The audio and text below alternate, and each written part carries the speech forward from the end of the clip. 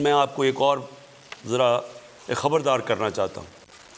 अगर मैं गवर्नमेंट से बाहर निकल गया, मैं आपके लिए ज़्यादा ख़तरनाक हूँ। अभी तक तो मैं चुप करके या ऑफिस में बैठा होता हूँ और तमाशे देख रहा होता हूँ। मैं अगर सड़कों पर निकला है ना, तो आपके लिए छुपने की जगह नहीं होगी। आप ये समझ जाएं कि ये जो लावा नीचे पक रहा है, ये लोगों को सिर्फ आपकी तरफ दिखाना है, सड़कों पर निकलना है, और आप देखेंगे कि आप सारों को फिर कोई लंदन भाग रहा होगा और कोई वो आगे बाकी लंदन भागे हुए, बाकी भी उधर जा रहे होंगे। अस्सलाम वालेकुम नाज़रीन, आप देख रहे हैं प्रोग्राम 7 से 8। मैं हूं किरण नाज। इमरान खान साहब इक़्तिदार से बाहर आकर वाकई ज़्यादा ख़तरनाक हो गए हैं, लेकिन किसके लिए? हुकूमत से ज़्यादा ख़तरनाक इमरान खान खुद को इदारों के लिए साबित करने पर तुले हुए हैं। खान साहब ज़रा संभल के, कहीं आपके लिए ज़्यादा ख़तरा ना बन जाए। ज़्यादा अल्ताफ़ हुसैन बनने की कोशिशें न करें। सियासी इख्तलाफात एक तरफ, सियासत में मुदाखलत और दीगर बातें सब ठीक हैं, लेकिन पाकिस्तान के खिलाफ बोलना तो दूर, सोचने वाले को भी एक कौम बर्दाश्त नहीं करेगी। इमरान खान साहब, आप अपने खदशात, अपने तहफ़्फ़ुज़ात, धमकियां और इक़्तिदार की ख्वाहिश को अपनी हद तक महदूद रखें। पाकिस्तान आप समेत किसी सियासी लीडर या मुझ जैसे किसी सहाफ़ी और दानिश्वर या किसी जर्नैल की वजह से कायम नहीं हुआ है। इस मुल्क का जो हाल सियासतदानों ने, डिक्टेटर्स ने, ब्यूरोक्रेट्स ने मिलकर किया है, अगर किसी और मुल्क के साथ किया होता तो वो नक्शे से ही मिट चुका होता। लेकिन अल्हम्दुलिल्लाह ये पाकिस्तान अल्लाह पाक की ज़ाते अक़दस की वजह से कायम है। मेरे अरब को आई थी ठंडी हवा जहाँ से, मेरा वतन वही है, मेरा वतन वही है। अगर अब भी समझ नहीं आया हो ना, तो किसी बुजुर्ग से ज़रा इसकी तशरीह करवा लें, पूछ लीजिए। यकीनन पाकिस्तान को संवारने के लिए मुखलिस लीडरशिप चाहिए, लेकिन इसका वजूद सारा जहां मिलकर भी नहीं मिटा सकता है। इमरान खान साहब का कल का इंटरव्यू देखकर मैं ये कहने पर मजबूर हो गई हूं कि इमरान खान यू टर्न कप्तान बन चुके हैं। कल हजरत फरमा रहे थे कि फैसले अगर दुरुस्त नहीं किए गए तो फौज तबाह हो जाएगी, मुल्क 3 टुकड़े हो जाएगा। इमरान खान साहब ने जिस तरह की बात कर दी है, ऑब्वियसली पूरी कौम का रिएक्शन उस पर आ रहा है। मरियम नवाज साहिबा ने भी इस पर रिएक्शन दिया है और वो कह रही हैं कि पाकिस्तान के नहीं बल्कि इमरान खान की अपनी सियासत और उनकी जमात के 300 टुकड़े हो जाएंगे। 3 टुकड़ों वाला थ्योरी आप लेकर फिर रहे हैं, ये आपको किसने दी है? ये किसका एजेंडा है? क्या ये जैक गोल्डस्मिथ का एजेंडा है? इसराइल ये उसका एजेंडा है? पाकिस्तान के 3 टुकड़े करने का ख्वाब देखने वालों के जमात के न सिर्फ 3 टुकड़े होंगे, बल्कि उसकी सियासत के, उसकी जमात के 300 टुकड़े होंगे। तो मेहमान साथ मौजूद हैं। सबसे पहले नईम हनीफ साहब, ब्यूरो चीफ लाहौर हैं, मुझे प्रोग्राम में ज्वाइन करें। अस्सलाम वालेकुम नईम हनीफ साहब, खुशामदीद आपको कहती हूँ। जिस किस्म के बयान, स्टेटमेंट्स इमरान खान साहब की तरफ से दिया गया है, उस पर अब मौजूदा हुकूमत गालिबन बगावत का मुकदमा दर्ज करने का सोच रही है। क्या डिटेल्स हैं आपके पास, क्या डिस्कस हो रहा है इस स्टेटमेंट के हवाले से नईम साहब? जी किरण, बहुत शुक्रिया। मैं उससे पहले ये कहना चाहूँगा, मुझे तो ये लगता है कि नरेंद्र मोदी की कोई तकरीर थी जो गलती से डाउनलोड करके इनके लोगों ने इनके सामने रख दी और इन्होंने इंटरव्यू में वो सारी गुफ्तगू कर दी। बिल्कुल अपनी बोटी की खातिर जो है ना, वो पूरा बकरा ज़िबा करने पे उतर आए हैं और बड़ी ही काबिल मुज़म्मत बात है। हर हल्के से राब्ता किया जा रहा है, मीडिया हाउसेस से हमसे राब्ता किया जा रहा है। पब्लिक में इतना गमो गुस्सा है कि मैं बयान नहीं कर सकता। और जो आपका सवाल है वो ये है कि मेरी इतलात ये है कि वजारत दाखिला का एक हंगामी इजलास तलब कर लिया गया है, जो अब तक शुरू हो चुका होगा राना सनाउल्लाह की क़यादत में, जो वज़ीर दाखिला हैं वफाक के। और उस इजलास में ज़्यादा राय यही, जितने लोगों से मेरी बात हुई है, कि बगावत का मुकदमा दर्ज करने का फैसला होने का इम्कान है आज ही के दिन। इस इजलास की रिपोर्ट जो है वज़ीर आज़म पाकिस्तान को आज रात पेश की जाएगी, जबकि कल ही शायद वफाकी काबीना का इजलास बुला के इस मुकदमे के लिए मंजूरी ली जाएगी और ये मुकदमा दर्ज किया जाएगा। इससे कबल एक मुकदमे में आज जो है वो डट के छुपे हुए हैं, चूंकि पेशावर में कप्तान, तो उन्होंने आज ही उसमें जमानत कबल गिरफ्तारी करवाई है। और अब ये बगावत का जो मुकदमा है, ये एक से ज्यादा मुकदमात भी हो सकते हैं। ये दर्ज करने के लिए इस वक्त जो है वो गौर फिक्र के लिए इजलास तलब किया गया है वज़ारत दाखिला का। व्हाट आई बिलीव सर, ये जो कुछ इमरान खान साहब ने कहा है, ये कोई ऐसी बात नहीं है कि जिसकी संजीदगी का, जिसकी हसासियत की, नौयत का उनको अंदाजा ना हो।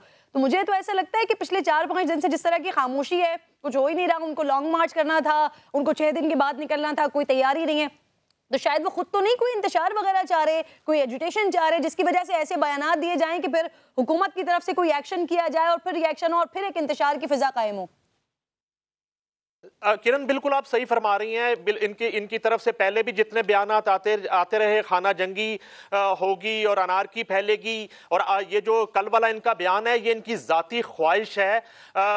बसूरत दीगर जो है अल्हम्दुलिल्लाह इस तरह की कोई सूरत हाल नहीं है। इस तरह की ख्वाहिश जो है वो कोई मुहिब्बे वतन तो रख नहीं सकता। और इससे कबल चूंकि उन्होंने कहा कि मैं तो दुआ करता हूँ अल्लाह ताला से कि मेरे खिलाफ अदम एतमाद की तहरीक आए, अल्लाह ने उनकी दुआ कबूल कर ली। उन्होंने कहा 3 चूहे मेरा शिकार करने निकले हैं, उन्होंने शिकार करके भी दिखा दिया और इनको घर भी बिठा दिया। और ये बिल्कुल, और शुरू में आपने एक और नाम भी लिया था, मुझे तो ये भी अब खदशा है कि कहीं अल्ताफ हुसैन की तरह इनकी मुल्क में तकरीर और इंटरव्यू पर पाबंदी भी आयद करने का फैसला किया जा सकता है बगावत के मुकदमे दर्ज करने के बाद। ये इनकी जाती ख्वाहिशात हो सकती है और जो नताइज हैं वो बददस्तूर इनकी पार्टी के अंदर इतनी तकसीम मुझे दिखाई दे रही है। आइंदा चंद रोज में कल के इस इंटरव्यू के बाद एक बहुत बड़ा धड़ा शायद आइंदा 2 रोज में अनाउंस कर देगा वो इमरान खान साहब अगर अपने आप को इतना मुहिब्बे वतन समझते हैं, अगर वो पाकिस्तान के लिए इतने ही नागुज़र और गॉड फॉरबिड अल्लाह ना करे खुदा ना खास्ता कि जो बातें वो कल कर चुके हैं, अगर सिचुएशन वाकईतन उस नहज पर आ गई है तो बजाय इसके कि अपनी पॉलिटिक्स करें, अपनी पॉलिटिक्स के लिए लड़ाई झगड़े करें, अपनी पॉलिटिक्स के लिए खींचातानी करें, बल्कि मौजूदा हुकूमत के साथ बैठे उनको मशवरे दें, उनको बताएं कि मुल्क अगर ऐसी सिचुएशन की तरफ जा रहा है तो कैसे रोका जा सकता है। बजाय इसके कि वो इदारों से मिन्नतें करें, वो धमकियां लगाएं कि जी आप इलेक्शन करवाएं, अर्ली इलेक्शंस करवाएं, असेंबलियां तहलील करें। कोई मशवरे, कोई प्लानिंग आपके पास है तो फिर वो दे देना हुकूमत को, अगर आप इतने मुहिब्बे वतन है तो।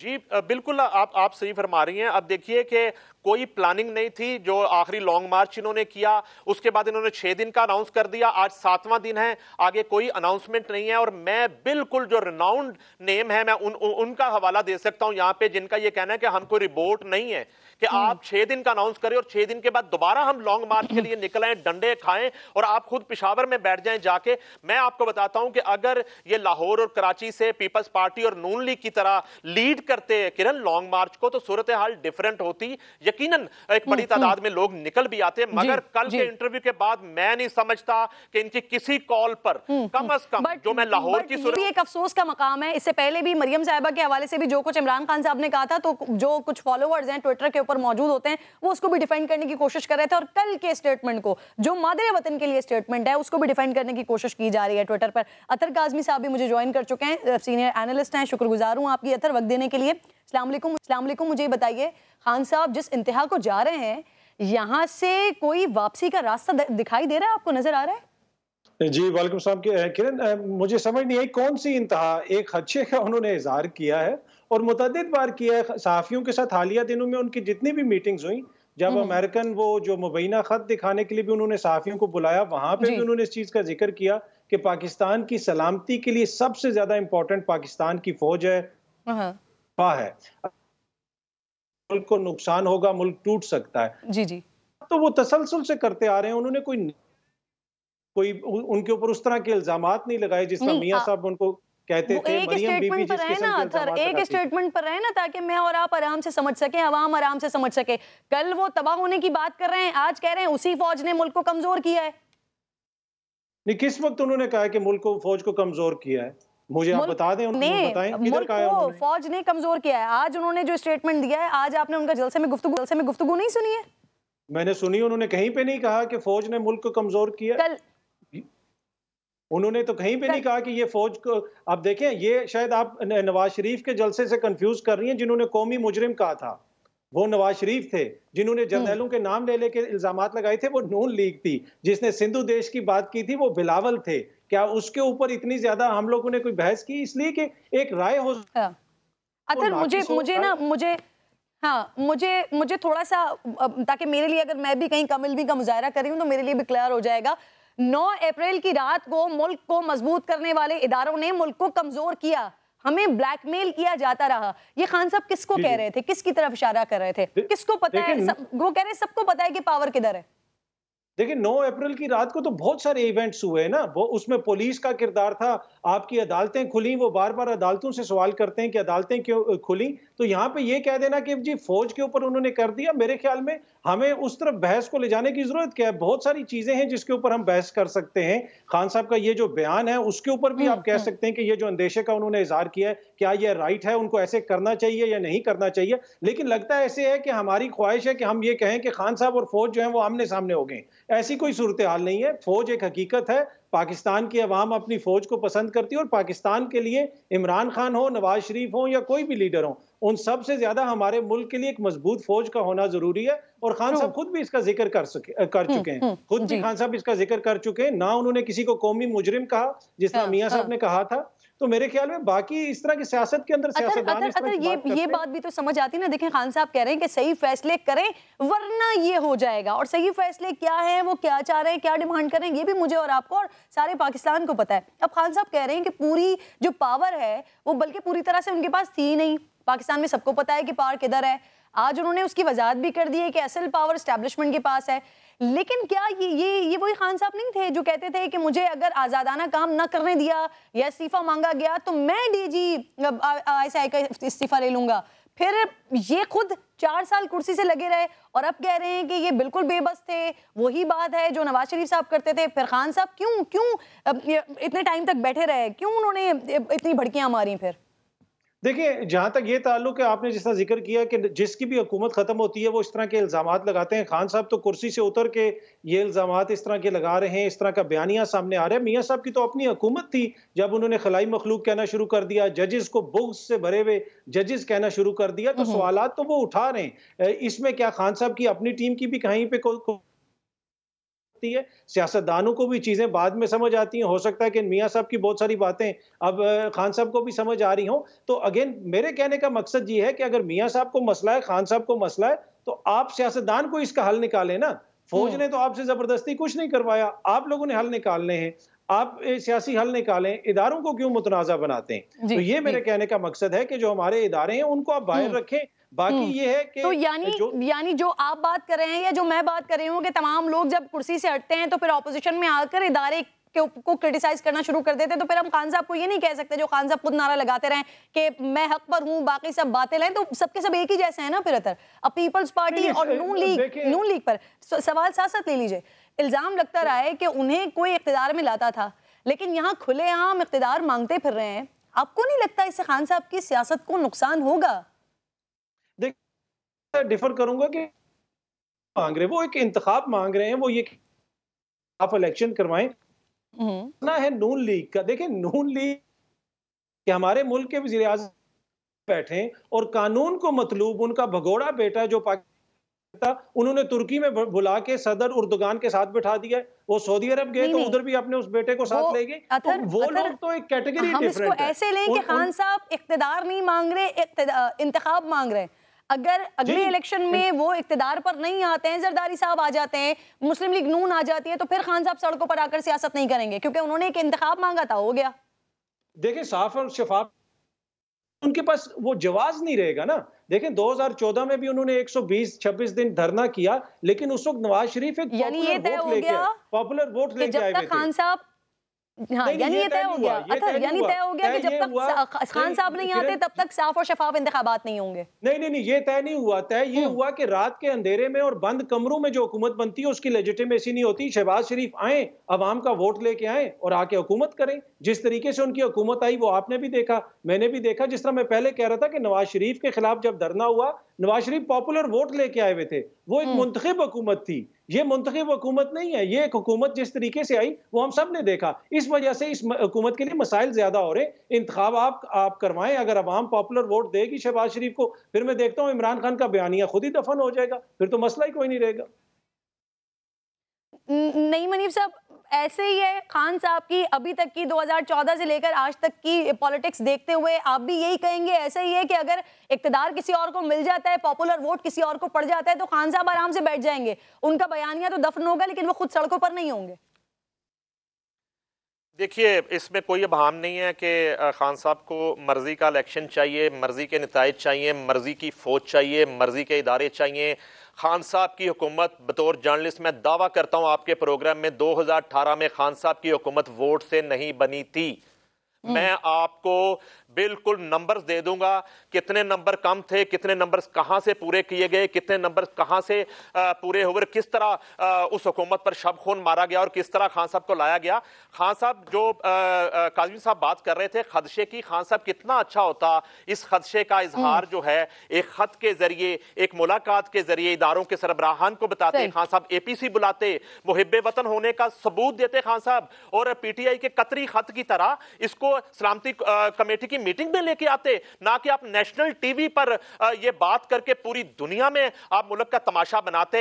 और आप जो है ना सिर्फ खान साहब, मुझे कभी कभी जो है ना वो बिल्कुल ये शोबिस के जो है ना स्टार्स वो लगने लग जाते हैं। खान साहब ना, एक इंडिया की मूवी है, नाम भूल गया हूं, सिर्फ मीडिया में रहने के लिए खान साहब कोई ना कोई शोशा छोड़ते हैं, हफ्ते 2 हफ्ते बाद उन्होंने कोई ना कोई ऐसी बात करनी होती है, क्योंकि इसलिए शेख साहब भी बहुत, उनको भी हेडलाइंस बनाना आती हैं, तो खान साहब भी अब उसी पे अमल पैर हैं। अच्छा, आप साथ ही मौजूद रहिए। उवैस अहमद साहब एक्स एडवोकेट जनरल मुझे प्रोग्राम में ज्वाइन कर चुके हैं। अस्सलाम वालेकुम सर, मुझे ये बताइए, क्या इमरान खान का बयान सर आइन और पाकिस्तान की सालिमियत के खिलाफ तस्वुर किया जाएगा, और क्या ये बयान उनके अवामी ओहदे के लिए नाअहली का बाइस बन सकता है? देखिए, बिस्मिल्लाहिर्रहमानिर्रहीम, बात यह है कि ये उनकी, अगर उनके जितनी खदशात और जो उन्होंने बातें की हैं, देखिए ये एक इसको इस पैराई में मत देखा जाए कि ये कोई पाकिस्तान के खिलाफ किसी कॉन्स्पिरेसी में मुलव्वस है, या पाकिस्तान को और पाकिस्तान के अदारों को वो मुलव्वस कर रहे हैं, या उनका क्योंकि वो इक़्तिदार से बाहर है इसलिए वो इस किस्म की बातें कर रहे हैं कि जिससे पाकिस्तान जो है वो डिस्टेबलाइज हो। बिल्कुल ये बात नहीं है। एक बड़े खतरे का इजहार उन्होंने किया है, और वो खतरा जो है वो हम सबको मालूम है, और उसकी तशहीर इसलिए की गई है अगर उसमें कि हर पाकिस्तानी को, हर खास व आम को मालूम हो कि पाकिस्तान जो है वो कौन इस वक्त जो है एक बड़ा खतरा बाहर से बैरूनी खतरात में जो घिरा हुआ है। मसलन इसमें किसको मालूम नहीं है कि इंडिया, इजराइल, अमेरिका ये एक क्लियर हेड कर रहे हैं उन तमाम फोर्सेस को जो पाकिस्तान को डिस्टेबलाइज करना चाहती है। उसकी वजह एक है, नंबर एक, अहमद साहब, सबसे बड़ी वजह ये है, मैं आईने पाकिस्तान के तहत आपसे सर पूछना चाह रही हूँ कि उन्होंने जो स्टेटमेंट्स दिए हैं वो उनकी नाअहली का बाइस बन सकते हैं? वैसा हम फोर्सेस को कमजोर करना चाहते हैं by shuttling the economy of Pakistan. जी जी, वैसा आपको मेरी आवाज आ रही है? वायबल, इकोनॉमिकली वायबल रहता है, पाकिस्तान की फौज कमजोर नहीं हो सकती, और पाकिस्तान की फौज को जब तक अवाम के नजरों में डिस्क्रेडिट नहीं किया जाता कि जी वो ऐसी है, वो ऐसी है और वो यूं है, तो जब तक पाकिस्तान के ऊपर कोई सही। सर बहुत बहुत शुक्रिया, बहुत बहुत शुक्रिया उवैस अहमद साहब। अगर इतने खतरात लायक हैं और अगर खान साहब के इल्म में है, तो बजाय इससे कि इंटरनल पॉलिटिक्स किया जाए, सब साथ बैठें और पाकिस्तान को इस खतरे से निकालने के लिए सब मिलकर काम करें। फिलहाल अपनी जाती सियासत छोड़ दें, लेकिन क्या कीजिए, इक़्तिदार की जंग है, लड़नी तो पड़ेगी। बहुत बहुत शुक्रिया तमाम मेहमानों का, साथ मौजूद थे। एक छोटा सा ब्रेक ले रही हूँ, ब्रेक के बाद वापस आती हूँ। प्रोग्राम में एक बार फिर खुशामदीद। जहाँ भी गए दास्तान छोड़ आए।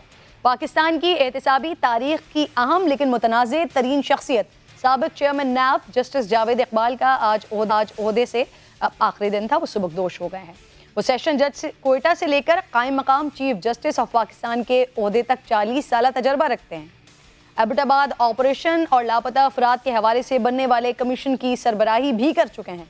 उन्हें 8 अक्टूबर 2017 को वज़ीर आज़म शाहिद खाकान अब्बासी ने नैब सरबराह का चार्ज सौंपा। क्योंकि तैनाती तो सियासी जमातों की मुशावरत से हुई, लेकिन गुज़िश्ता साल अक्टूबर में 4 साल टर्नओवर पूरा होने के बाद उनकी तौसी पर इमरान खान हुकूमत को सख्त रद्द-ए-अमल का सामना करना पड़ा, क्योंकि उनके 4 साल दौर में साबिक वज़राए आज़म, ब्यूरोक्रेट्स और कारोबारी शख्सियात पर केसेस बने, मुतनाज़ गिरफ्तारियाँ हुई, जिन्हें मुखालिफिन के खिलाफ सियासी इंतकाम की बदतरीन मिसाल करार दिया गया।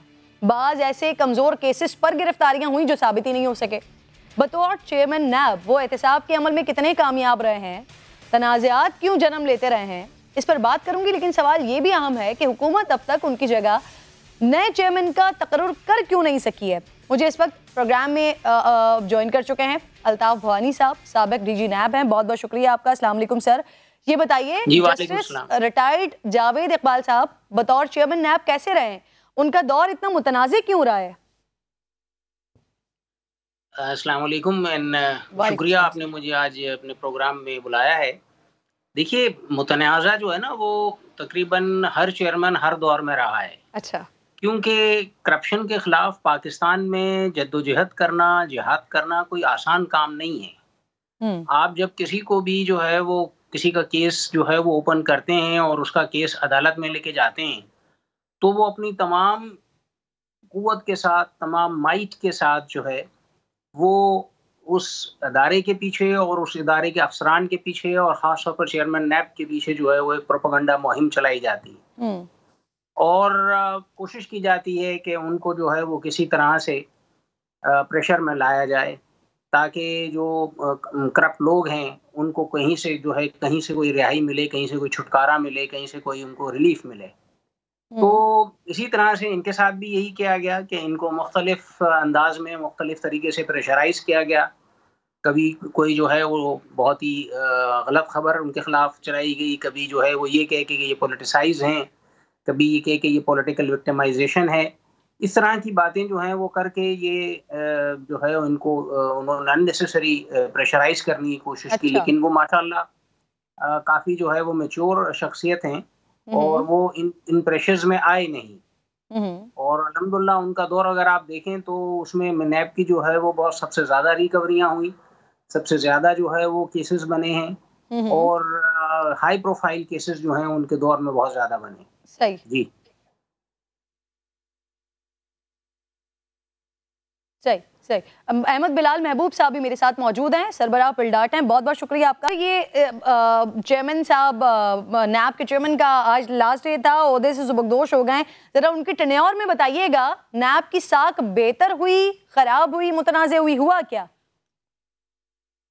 मेरे ख्याल में नैब की साख उनके दौर में गालिबन जितनी खराब हुई है उतनी माजी में किसी के दौर में इतनी खराब नहीं हुई। उसमें मैं ये जरूरी नहीं कि मैं कहता हूँ कि उनकी जात का दखल ज्यादा था, लेकिन जाहिर है वो सरबराह थे तो उनको उसकी जिम्मेदारी भी सबसे ज्यादा कबूल करनी चाहिए, क्योंकि उनके दौर में सबसे ज्यादा पाकिस्तान की आदतों के अंदर नैब के बारे में ऑब्जर्वेशन भी दी गई और कुछ फैसलों में भी उनका खुल के जिक्र आया, जिसमें नैब को पॉलिटिकल इंजीनियरिंग तक का बारे में शकूक जाहिर किया गया कि वो पॉलिटिकल इंजीनियरिंग का एक इदारा बन गया और उसके बारे में ख्याल जाहिर किया जाता रहा कि वो ये हकीकत एहतसाब नहीं कर रहा, बल्कि वो मुख्तलिफ सियासी हुकूमतों का आला कार बन गया है। तो ये बहुत स्ट्रॉन्ग कमेंट्स थे, स्ट्रॉन्ग ऑब्जर्वेशन थी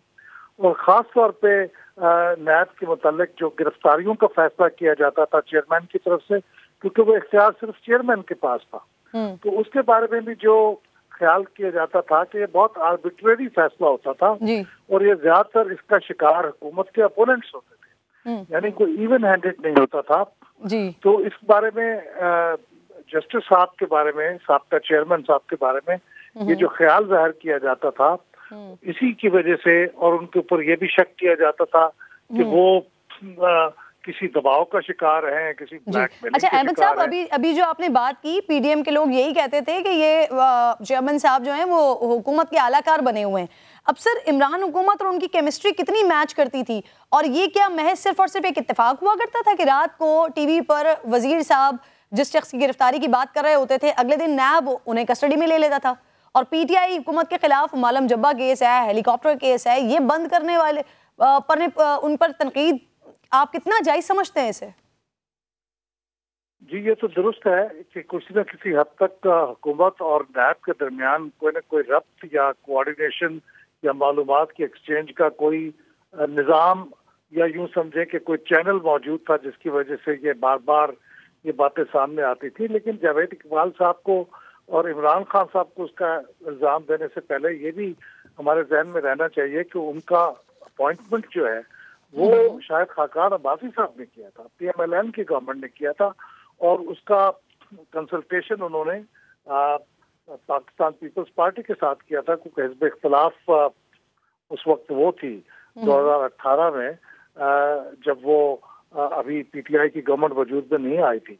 तो इसलिए अगर उसका इल्ज़ाम खुद जावेद इकबाल साहब को भी दिया जाए और इमरान खान साहब के बारे में भी जिक्र किया जाए, तो मेरे ख्याल में उतना ही इल्जाम कम अज कम उन लोगों के जिम्मे जाता है जिन्होंने उनको तकर्री की और उसके बारे में कंसेंसस डेवलप किया। सही, क्योंकि आफ्टर ऑल सिलेक्शन तो उन्हीं की थी। बिल्कुल ठीक है। अहमद बिलाल साहब, बहुत बहुत शुक्रिया प्रोग्राम में आते। हनीफ अब्बासी साहब जो कि वज़ीर आज़म साहब के मुआविन खुसूसी मुकर्रर हुए थे, लेकिन उन्होंने इस्तीफ़ा दे दिया। अब क्या वजूहात बनी है उनके इस ओहदे से इस्तीफ़ा देने पर, वो साथ ही मौजूद होंगे प्रोग्राम में। एक ब्रेक के बाद दोबारा आते हैं।